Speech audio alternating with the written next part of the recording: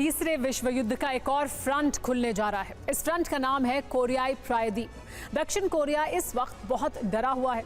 ये डर किम और उसकी सेना की वजह से है। कोरिया के रक्षा मंत्री ने जो कुछ कहा है उसने महायुद्ध की मुनादी कर दी है। माना जा रहा है कि अगले 48 घंटे के अंदर उत्तर कोरिया दक्षिण कोरिया पर हमला कर सकता है। किम के टारगेट पर दक्षिण कोरिया में अमेरिकी बेस है। सवाल यही है कि क्या किम सेना ये हमला पुतिन और जिनपिंग के आदेश के बाद करने जा रही है।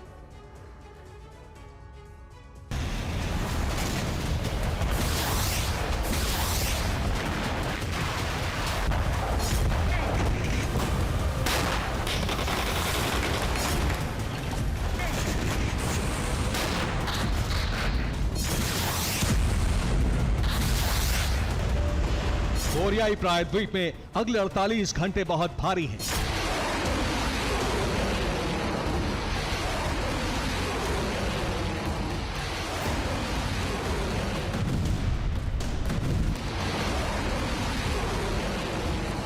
अगले 48 घंटे में कोरिया तीसरे विश्व युद्ध का ट्रिगर पॉइंट बन सकता है।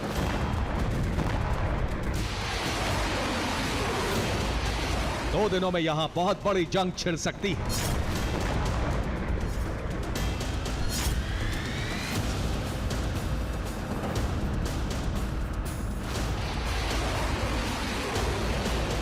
किम जोंग उन अपनी सेना को दक्षिण कोरिया पर हमले का आदेश जारी कर सकता है।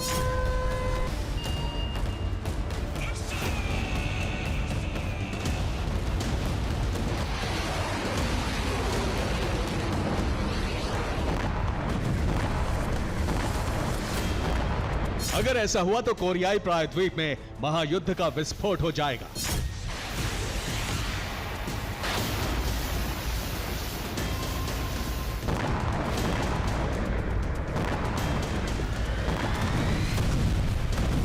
दक्षिण कोरिया का आरोप है कि किम और उनकी सेना ने दक्षिण कोरिया पर हमले की तैयारी कर ली है। उत्तर कोरिया कभी भी आधी रात को दक्षिण कोरिया पर हमला कर सकता है। किम और उनकी सेना के इरादे बहुत ही खतरनाक हैं। ऐसे में दक्षिण कोरिया की सेना हाई अलर्ट मोड में है।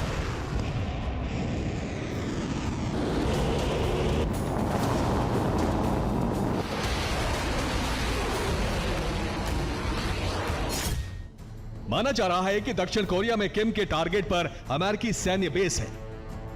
किम की सेना अमेरिका के इसी सैन्य अड्डे को तबाह करने का अभियान शुरू कर सकती है।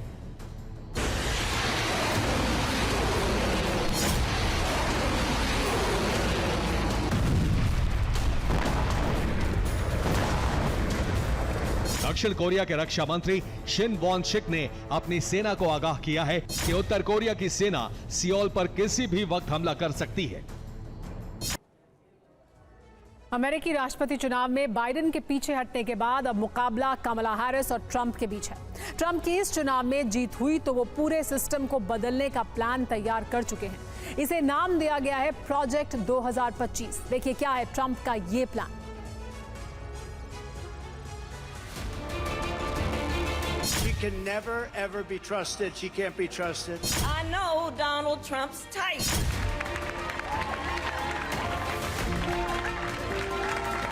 अमेरिका का चुनाव दिलचस्प होता जा रहा है। रिपब्लिकन और डेमोक्रेट्स के बीच जंग तल्ख होती जा रही है।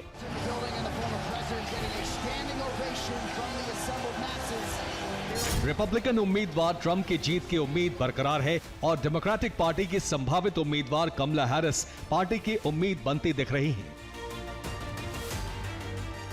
अब डेमोक्रेटिक पार्टी के उम्मीदवार कमला हैरिस ने ट्रंप पर आरोप लगाया है कि वो एक चरमपंथी प्रोजेक्ट 2025 लाने वाले हैं और ये अमेरिका के लोकतंत्र की हत्या होगी। Donald Trump wants to take our country backward. He and his extreme Project 2025 agenda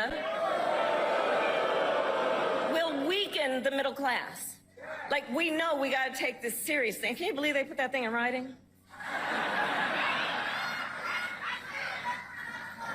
Read it.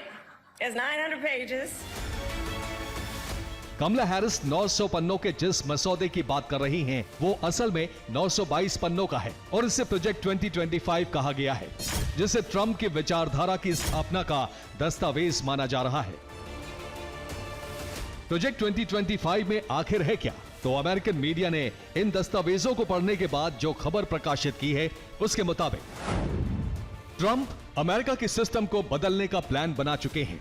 मसौदे में प्रोजेक्ट को दूसरी अमेरिकी क्रांति कहा गया है। इसके मुताबिक राष्ट्रपति की शक्तियों में असीम विस्तार किया जाएगा।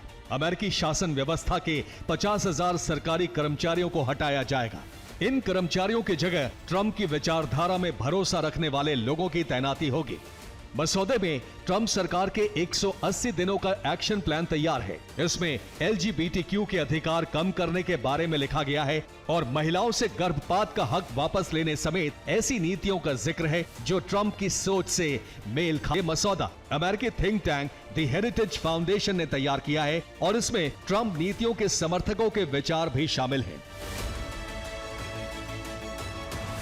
डेमोक्रेट्स का दावा है कि ट्रंप सिस्टम से विरोधी विचारधारा को खत्म करना चाहते हैं और ये लोकतंत्र की हत्या है, लेकिन ट्रंप ने इस मसौदे की जानकारी से इनकार किया है। And they come up with this, I don't know what the hell it is, it's Project 25. He's involved in Project, and then they read some of the things and they are extreme. I mean, they're seriously extreme. But I don't know anything about it. I don't want to know anything about it.